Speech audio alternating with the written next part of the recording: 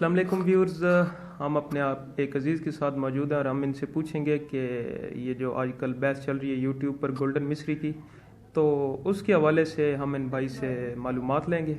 अस्सलाम वालेकुम जी। वालेकुम अस्सलाम। कैसे हैं आप? अल्लाह का शुक्र। अपना तारुफ करवाइए और इस अपने बिज़नेस के बारे में कुछ हमें बताइए।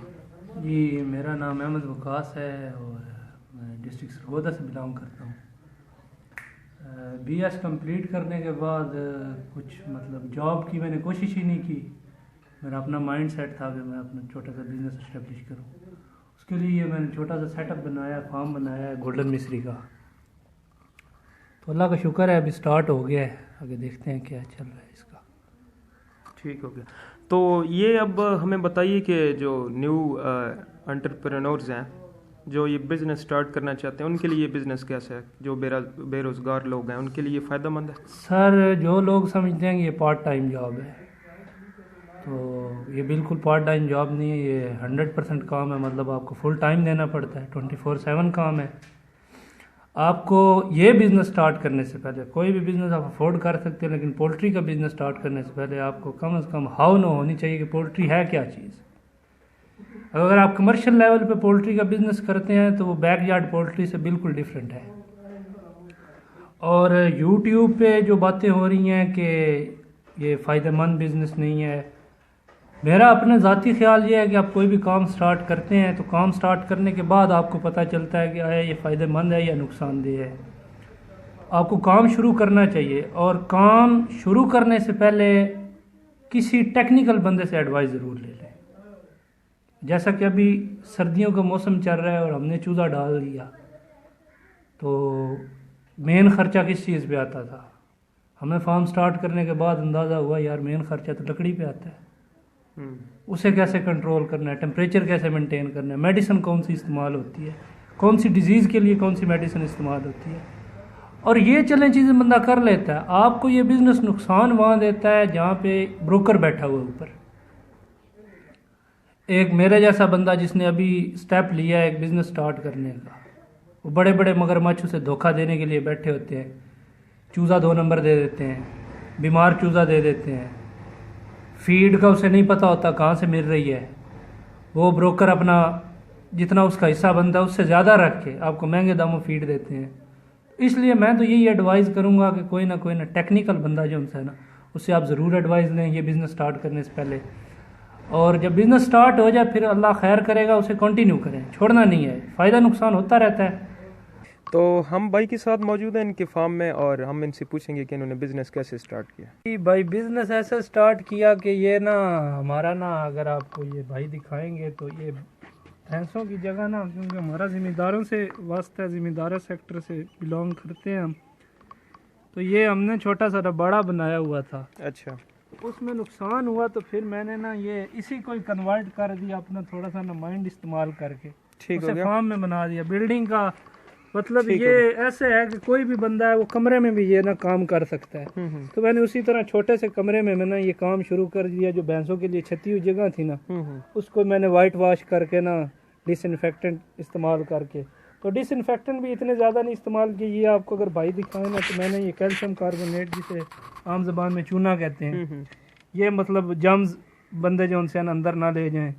ये जूते वगैरह यहाँ पे ना, ये जूते पड़े हुए हैं फार्म के, अभी तो मुलाजिम ने सेट नहीं किए हुए। ठीक हो गया। यहाँ तब्दील करके ना आप ये देखें ना, ऐसे मतलब अपना जो पैर वाला जूता है ना उसे उतारेंगे, फार्म का जूता पहनेंगे। ये लकड़ी है जी। हम फिर ऐसे ही आ जाएं। आप ऐसे आ जाएं, चलें, ठीक है। ये लकड़ी पड़ी हुई है जो हम जलाते हैं। ये बर्तन वगैरह इजाफी बच गए थे, इधर फीड वगैरह हम रखते हैं। ये फीड स्टोर आप इसे कहते हैं। और अब हम जा रहे हैं इनके फार्म के अंदर। ये फार्म के अंदर आ जाएंगे। ये देखिए, आइए अच्छा। तो ये है जी इनका फार्म, आप देख सकते हैं इनका ये छोटा फार्म। सा सेटअप है। अच्छा। और ये पैसा कमाना मेरा कोई मकसूद नहीं था, अपने आप को मसरूफ करना, और अल्लाह पाक इसमें से रोज़ी भी दे देगा। ये जी चूज़ा मैंने लिया है, ये सारा सेटअप बनाया है। ये जो आप अगर भाई दिखा दें आपको, तो ये टिप्स होती हैं सर्दियों में आपने टेम्परेचर कैसे मेंटेन करना है। मतलब ये बाहर से गारे से इसकी लिपाई हुई थी, ईंटें वगैरह लगी हुई थी, और टेम्परेचर कंट्रोल नहीं हो रहा था। मुझे जो सबसे बड़ा मसला बना टेम्परेचर कैसे कंट्रोल करना है। उसके लिए फिर मैंने ये पार्टीशन बना दी। पार्टीशन बना के इसके अंदर चूजा रखा। आज क्योंकि मेरा चूजा 14 दिन का हो गया तो मैंने इसे धूप में निकाल दिया है। आज ये भट्टी वगैरह है, वो छोटा सा हॉस्पिटल वगैरह बनाया हुआ है, मतलब ये सेटअप है। ये भट्टी आ गई, ये टेम्परेचर के लिए थर्मामीटर है। ठीक है, कोई भी बिजनेस भाई स्टार्ट करने से पहले ना आपको पेपर वर्क जो उनसे आना वो ज़रूरी है। पेपर बिजनेस करना जिसे हम फिजिबिलिटी कहते हैं। तो पहले आप फिर अपनी फिजिबिलिटी बनाएं। अगर आपको वो बिज़नेस प्रॉफिटेबल है तो फिर गोल्डन मिस्री में टेक्निकल बंदे नॉन टेक्निकल बंदे आ गए, उन्हें नहीं पता कि इसको फीड कितनी कंज्यूम करवानी है।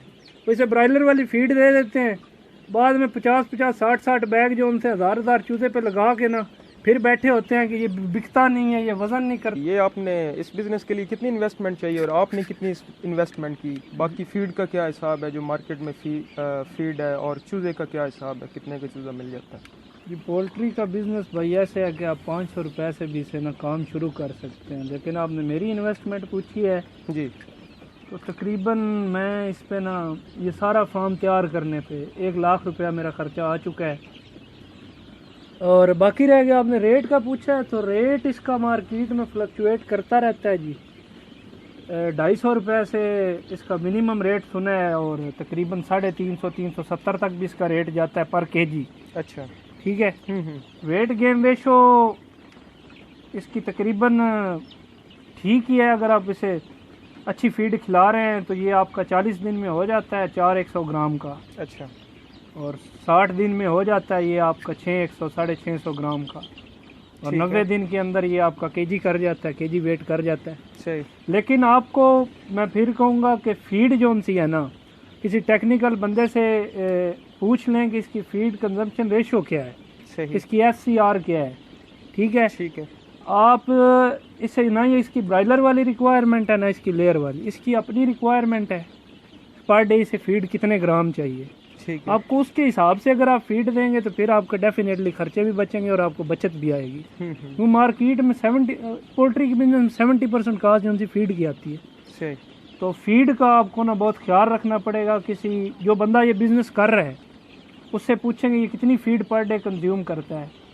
फॉर एग्जांपल मैंने, अच्छा जी, बाकी भाइयों के जहन में सवाल आता है कि चूज़ा कितने रुपए का है, तो चूज़े का भी रेट ऊपर नीचे जाता रहता है। मैंने ये 22 रुपये का चूज़ा मार्केट से लिया है पर चीज किसकी 22 रुपये मुझे कॉस्ट पड़ी है। क्यों, मैं भी पहली दफ़ा शुरू कर रहा हूँ, महंगा है सस्ता है मुझे नहीं पता। तो बाकी आपको टेम्परेचर मेंटेन करना होता है सर्दी में। सर्दी में ख़ुसूसन बड़ा रिस्की काम होता है, पर हमने ये रिस्क लिया है। आपको अपनी टेक्निक्स लड़ा के थोड़ा बहुत समझ बूझ के साथ जिस बंदे ने फार्म बनाया उससे मशवरा लेके आप सर्दियों में चूज़ा डालें। लकड़ी का बहुत ज़्यादा खर्चा होता है, वो आपने बचाना है। अब जैसे मैंने ये पॉलीथीन शीट लगा दी है साइड्स पे, इससे हीट जो उनसे बाहर नहीं जाती और मुझे कम लकड़ी का खर्चा करना पड़ता है। फीड इसकी है, चूज़ा आ गया, उसके बाद मेडिसिन है, डिजीज़ है। ये जी मेडिसिन मैं कुछ इस्तेमाल कर रहा हूँ, बाकी ये वेइंग बैलेंस पड़ा हुआ है और ये फीड के बर्तन है। कुल मेरा जनाबे वाला ये खर्चा जो उनसे है ना, चूज़े और फीड को छोड़कर ये वेइंग बैलेंस और दूसरा सामान फार्म तैयार करने पे 21,000 रुपया ये कॉस्ट आई थी। बाकी वैक्सीनें मैंने की हैं अभी तक। तीसरे दिन पे मैंने की थी NDIV, उसका खर्चा है भाईजान 1 मिनट यार मैं आपसे बात करता हूँ। NDIV की थी, उसका खर्चा है 250-300 रुपये की मुझे वो मिली थी 1000 बर्ड की वाइल, छोटी सी होती है। तरीक़ाकार यही है, आप पानी में मिला कर ना उसे दे दें। उसके बाद मैंने उसके 8वें-9वें दिन गंबोरो इंटरमीडिएट की थी, IBD जिसे कहते हैं। फिर आज मैं इसे एंटी लसोटा कर रहा हूँ। तो यही तीन वैक्सीनें इसमें मैक्सिमम है। और एंटी लसोटा का आप एक शॉट इसे महीने बाद फिर लगा दें तो ये हार्ड ब्रीड है, इतनी इसमें डिजीज़ आती नहीं है। बाकी अगर कोई डिजीज़ आ जाए, आप किसी टेक्निकल बंदे से बर्ड खोल के उसे दिखा दें या उसे कहें हमें बर्ड खोल दे, वो आपको साथ कोई एंटीबायोटिक रिकमेंड कर देगा तो ये ठीक हो जाएंगे। That's all from my side. कुछ आप पूछना चाहते हैं? अच्छा, चले इसके बाद में भी ये बताएं कि अब आपका कितना टारगेट है, आपको कितना प्रॉफिट होगा इसमें? ये तो जी पता चलेगा जब चूज़ा तैयार होगा उस वक्त। आपके पेपर वर्क के मुताबिक 22 रुपये। ये जी कुछ नहीं कह सकते, ये अल्लाह के काम है। प्रॉफिट रोजी हर चीज़ उसके हाथ में। देखते हैं मार्केट का जो रेट हुआ उसके हिसाब से मुझे प्रॉफिट भी आ जाएगा। चलें, आप कोई लमसम इसका या ऑलमोस्ट को रेट बता दें, आपको कितना होगा इसमें प्रॉफिट? मुझे इंशाल्लाह ये तकरीबन 60 से 80 हज़ार रुपया जो उनसे है ना ये बचा जाएगा। ये मेरी ऊपर वाली कॉस्ट निकाल के ना, बाकी अल्लाह खैर करेगा, मेरा टारगेट तो यही है। चलें, तो आप रेकमेंड कर रहे हैं यूथ को ये बिजनेस? जी डेफिनेटली, फारिग बैठने से बेहतर है आप कुछ ना कुछ करें। आप कुछ करेंगे तो आपको समझ आएगी कि ये चीज़ क्या है, लोगों की बातों पे ना जाएं। अगर लोग ये इतना नुकसानदेह बिजनेस है तो फिर उनसे सवाल करें ये कर क्यों रहे हैं या ये ब्रीड है क्यों सही। तो आपको डेफिनेटली काम करना चाहिए। काम करने के बाद आपको पसंद आए तो ठीक है कंटिन्यू रखिएगा, अगर नहीं आता तो छोड़ दें। चलें जी, ये हमें बिज़नेस जो है बड़ा हाईली रिकमेंड कर रहे हैं। तो यूथ के लिए यही पैगाम है कि इस बिज़नेस को स्टार्ट करें और बाकी जो प्रॉफिट और लॉस है वो अल्लाह के हाथ में। बहुत शुक्रिया सर। बहुत शुक्रिया जी, बड़ी मेहरबानी।